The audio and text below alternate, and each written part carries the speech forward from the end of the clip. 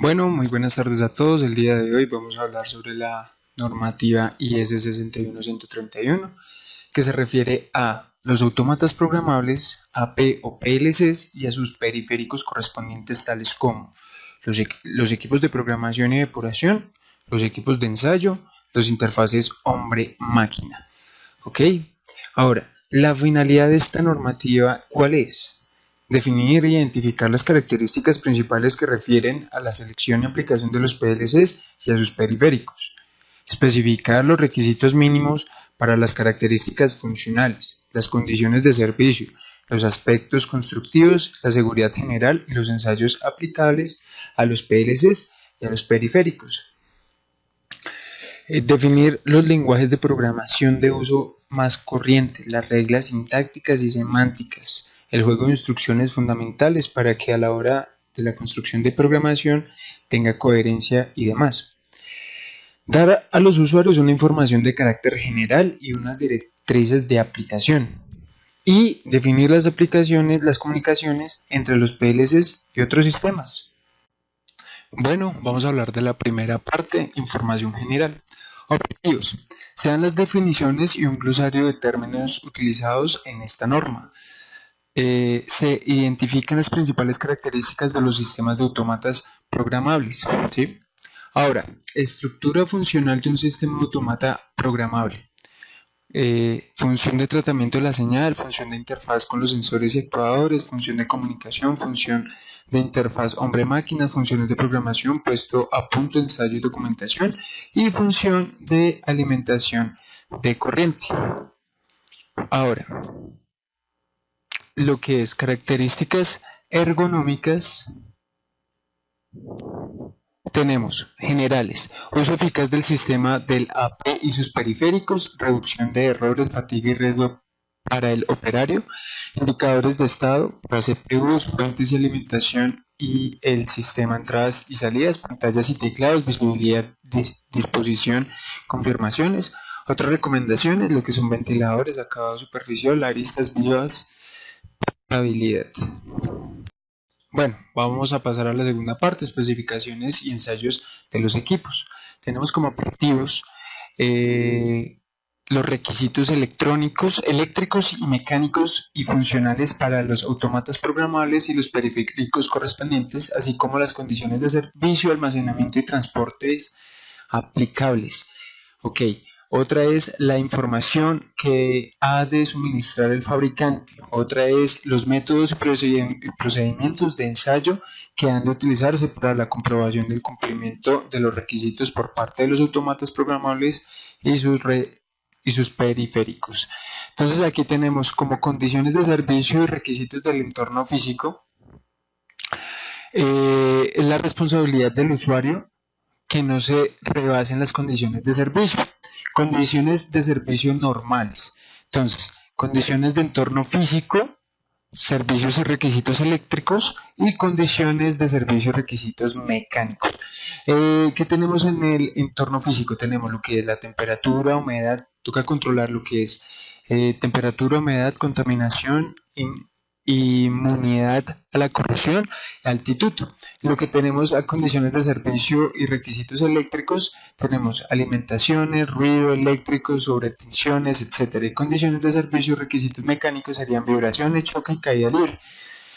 Ahora pasamos a otra condición que es condiciones de servicio especiales, que vienen a ser polvo, humo, partículas radioactivas, vapores, sales, insectos, pequeños animales, etc.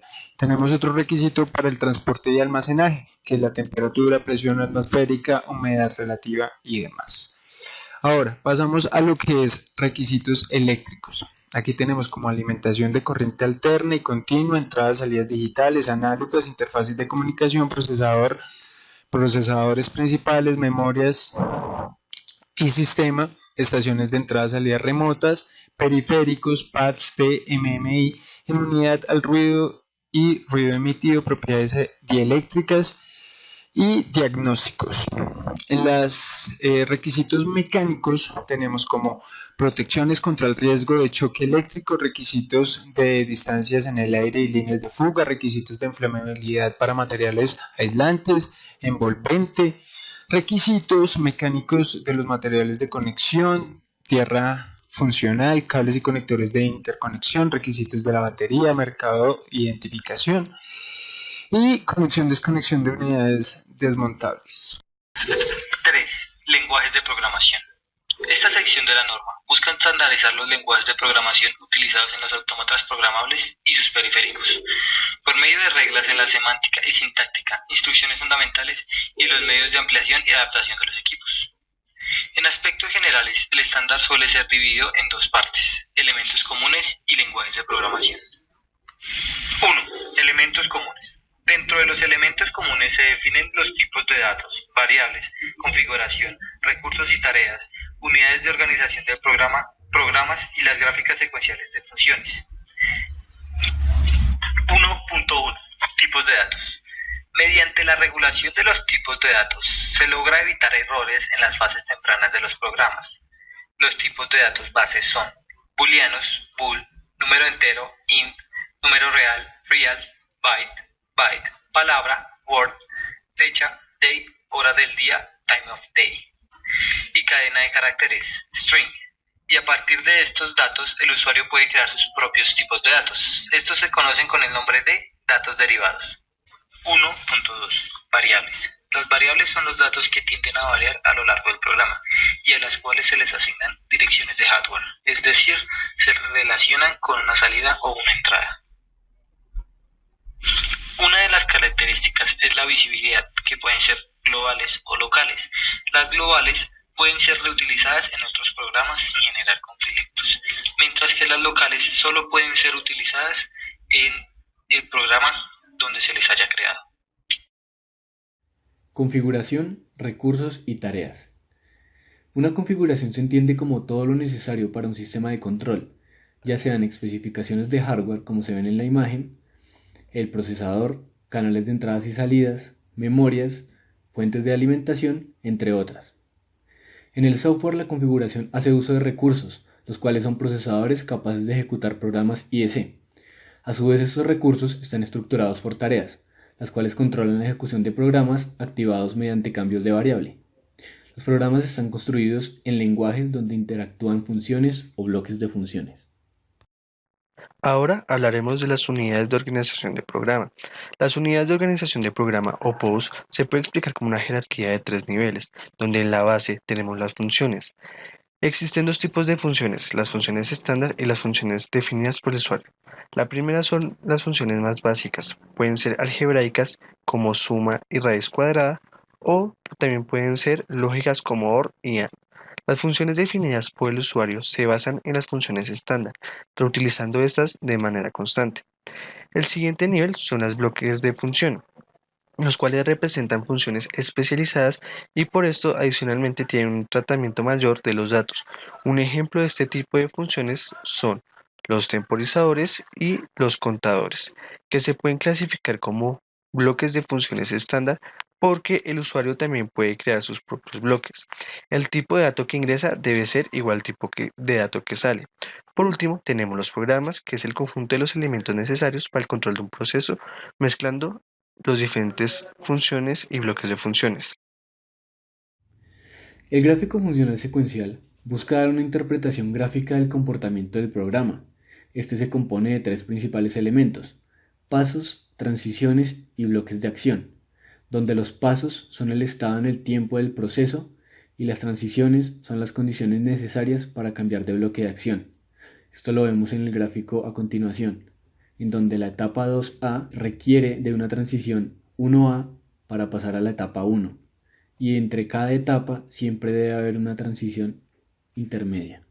Bueno, ahora vamos a hablar un poco sobre la parte de lenguajes de programación. Empezamos con el FBD, que es función de bloques, diagrama de bloques funcionales.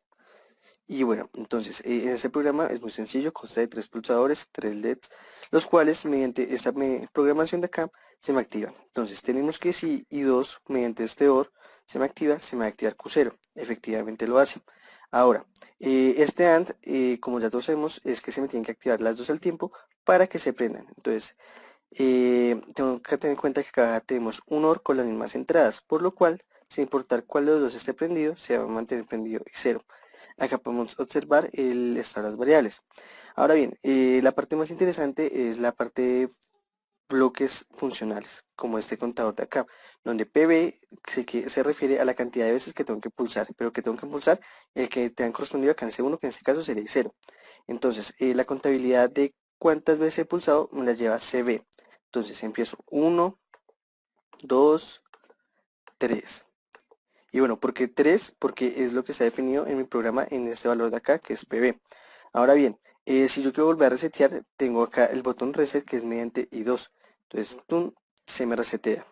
Y esto es una explicación muy sencilla para que vean cómo es la programación en diagrama de bloques funcionales.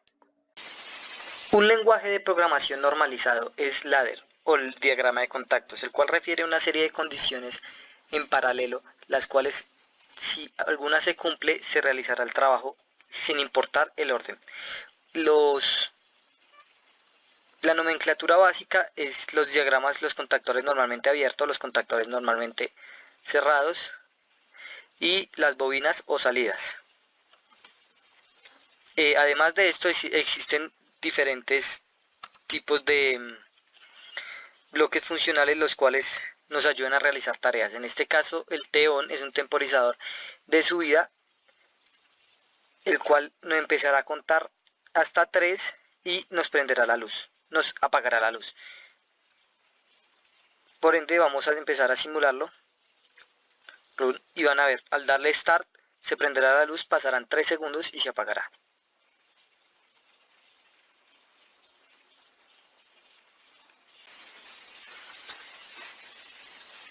Un lenguaje normalizado es lista de instrucciones, el cual refiere a una serie de condiciones de manera descendente que son cumplidas respectivamente.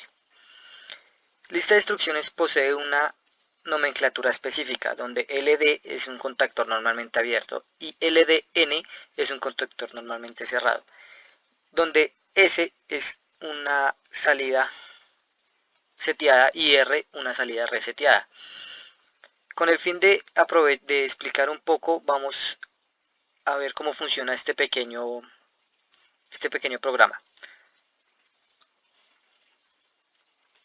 donde le damos start y la variable se vuelve verdadera y nos activa la bobina de luz, y le damos stop y nos desactiva la bobina de luz.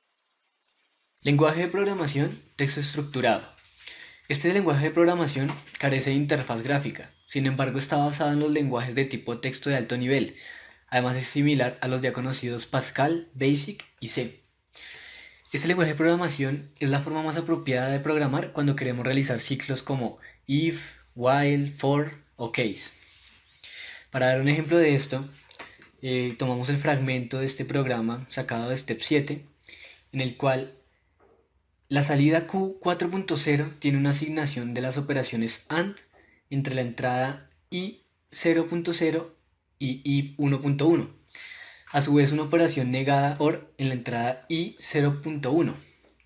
Luego se comienza el ciclo IF, en el cual se realiza una revisión del estado de la salida Q 4.0, en este caso true o 1, para luego ir a la marca M001.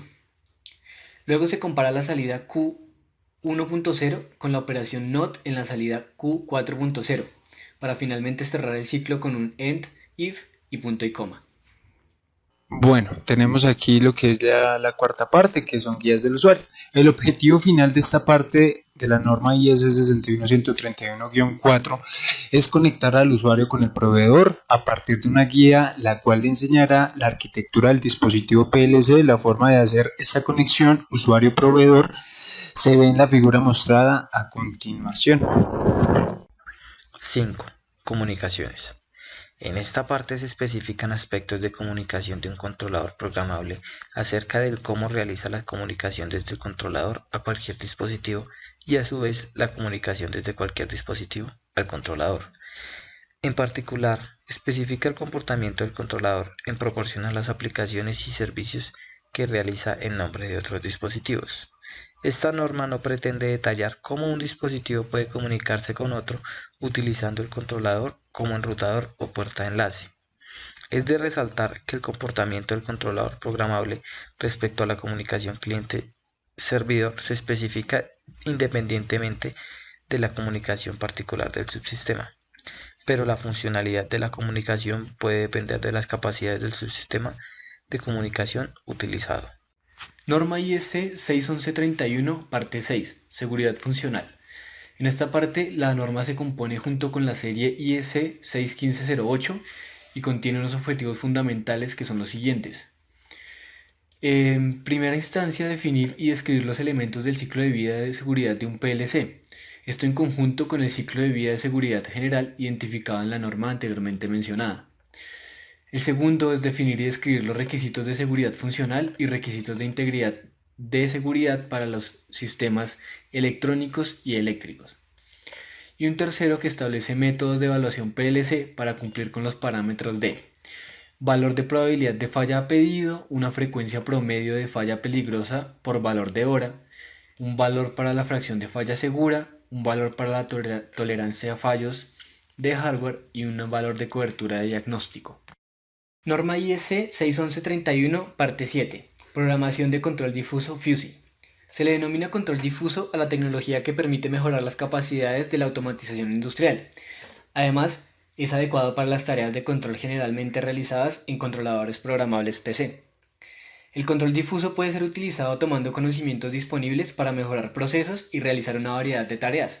Por ejemplo, ajuste en línea o fuera de línea de los parámetros de los sistemas de control, clasificación y reconocimiento de patrones, toma de decisiones en tiempo real, enviar un producto a una máquina A o una máquina B, ayudar a los operadores a tomar decisiones o ajustar parámetros y detección y diagnóstico de fallos en sistemas. Una de las principales características de los controles FUSI es su tipo de respuesta, ya que, como vemos en la imagen a continuación, la diferencia entre estos y los booleanos es que las respuestas booleanas se limitan a dar respuestas de sí o no, encendido o apagado. En cambio, los sistemas FUSI tienen una variedad de respuestas detalladas que pueden ser en cantidad, como vemos en la imagen, de mucho, poco o muy poco, entrando más en detalles y no limitando su respuesta.